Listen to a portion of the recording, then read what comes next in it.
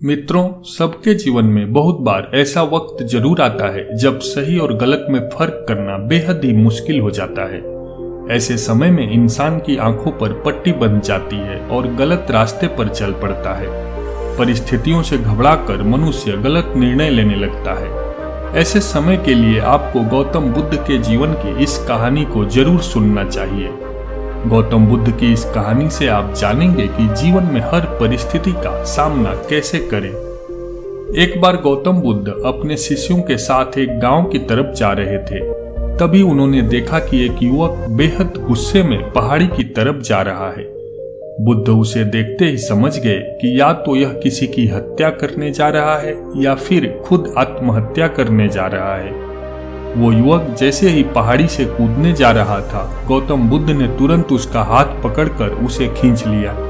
यह देख उस युवक ने कहा, आप मेरा हाथ छोड़ दें, ये मेरा जीवन है, मैं जो चाहूं इसके साथ कर सकता हूं, आप मुझे मत रोको। गौतम बुद्ध ने कहा, ठीक है, तुम चाहो तो दोबारा से कूद जाना, लेकिन पहले 10 मिनट रुक जाओ।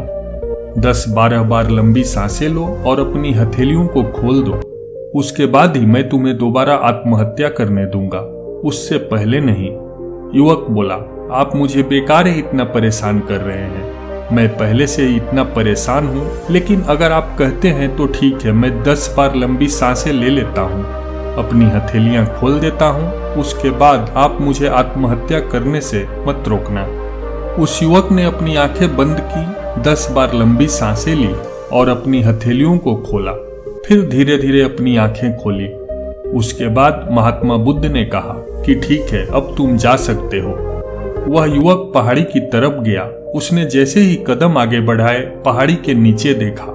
वह देखते ही पीछे हट गया और वापस जाकर बुद्ध से बोला, आप कौन हैं? आपसे तेजस्वी व्यक्ति मैंने आज तक नहीं देखा। अभी मेरे साथ क्या हुआ है, क्या आप मुझे बता सकते हैं? कुछ वक्त पहले तो मैं इस पहाड़ी से कूद जाता, लेकिन अब एक भय उत्पन्न हो गया है। बुद्ध मुस्कुराए और बोले, जब तुम पहाड़ी से कूदने वाले थे तब तुम्हारे अंदर क्रोध था। क्रोध सोचने समझने की शक्ति को नष्ट कर देता है। हमारी बुद्धि उस समय काम करना बंद कर देती है। उस समय तुम फिर वो करते हो जो तुम्हारा मन कहता है। उस समय तुम क्रोधित थे और तुम्हारा मन अशांत था। उस समय तुम खुद को खत्म कर देना चाहते थे, लेकिन जब तुमने अपनी आंखें बंद करके लंबी लंबी सांसें ली और अपनी हथेलियों को खोला, तब तुम्हारा दिमाग और मन दोनों शांत हो गए और तुम्हारी नकारात्मक ऊर्जा सकारात्मक ऊर्जा में बदल गई, जिसके कारण तुम्हारी बुद्धि को नियंत्रण प्राप्त हुआ और तुम सही निर्णय लेने में सक्षम हो सके। युवक बोला, आप कौन हैं? बुद्ध ने कहा कि इस जगत के लोग मुझे बुद्ध कहते हैं। युवक बुद्ध के चरणों में गिर गया और बोला कि हे बुद्ध, आप मुझे अपनी शरण में ले लो। मैं तो अपने पिता को सबक सिखाना चाहता था, इसलिए आत्महत्या करने जा रहा था। बुद्ध ने कहा कि जब तक हमारे पास यह शरीर है हम कुछ भी कर सकते हैं, लेकिन यदि यह शरीर नहीं होगा तो हम कुछ भी नहीं कर सकते। युवक कहता है, आप सही कहते हैं बुद्ध, लेकिन आप नहीं जानते, मेरे पिता ने मुझे बहुत अपमानित किया है। वह मुझे हर बात पर टोकते हैं। बचपन में वे मुझसे बेहद प्रेम करते थे।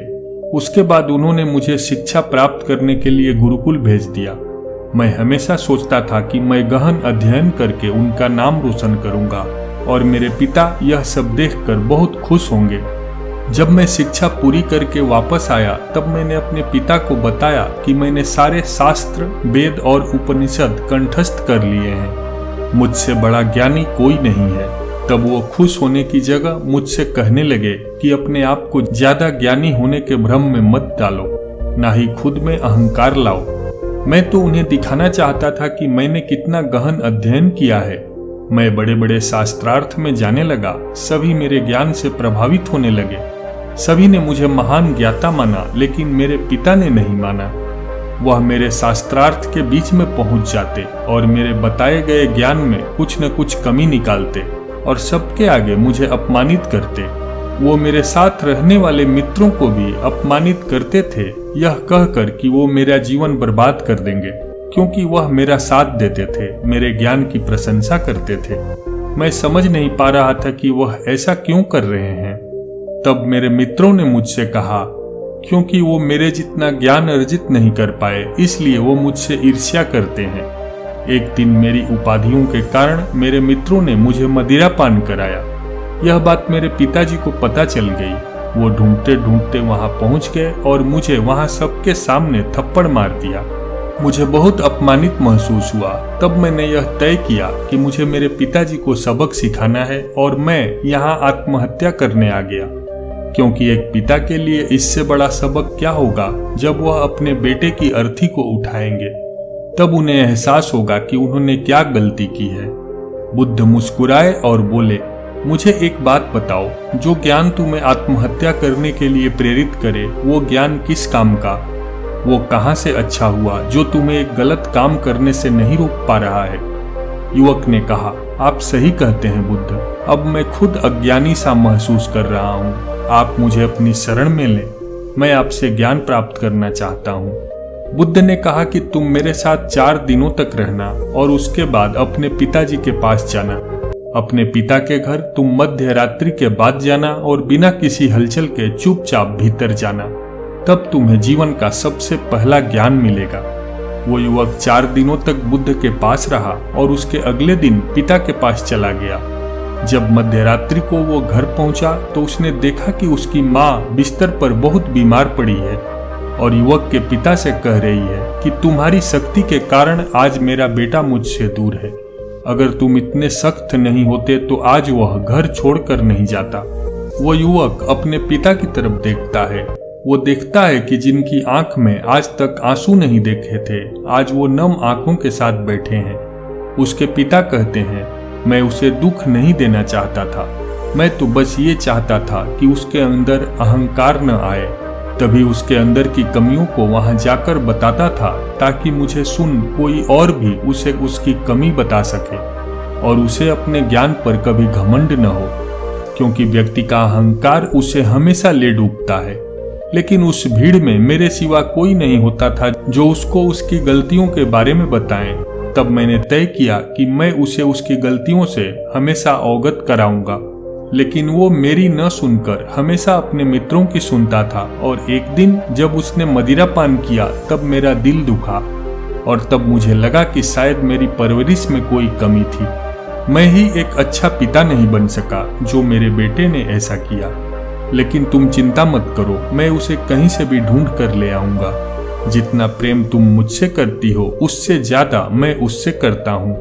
युवक की माता कहती है कि मैंने उसे हर जगह ढूंढा लेकिन वो कहीं नहीं मिला। मेरा मन कहता है कि यहाँ से कुछ दूर एक गांव में गौतम बुद्ध रुके हैं, वह जरूर वहीं होगा, तुम उसे वहां जाकर देखो। ये सारी बातें युवक वहीं खड़ा होकर सुन रहा था। उसकी आंखों से आंसू बह रहे थे। वो चुपचाप वहां से चला गया और गौतम बुद्ध के पास पहुंचा। वो बुद्ध से बोला, हे बुद्ध, अगर आपने मुझे उस दिन आत्महत्या करने से नहीं रोका होता तो मुझसे कितना बड़ा पाप हो जाता। बुद्ध ने युवक से कहा, इस जीवन की सबसे बड़ी गलती आत्महत्या करना है। ये जीवन तुमने खुद नहीं लिया है, उसे तुम्हें दिया गया है, तो तुम्हें कोई हक नहीं कि उसे खुद से नष्ट करो। कल सुबह तुम्हारे पिता यहाँ आएंगे, तुम उनके साथ जाकर उनके ऋण को उतारना।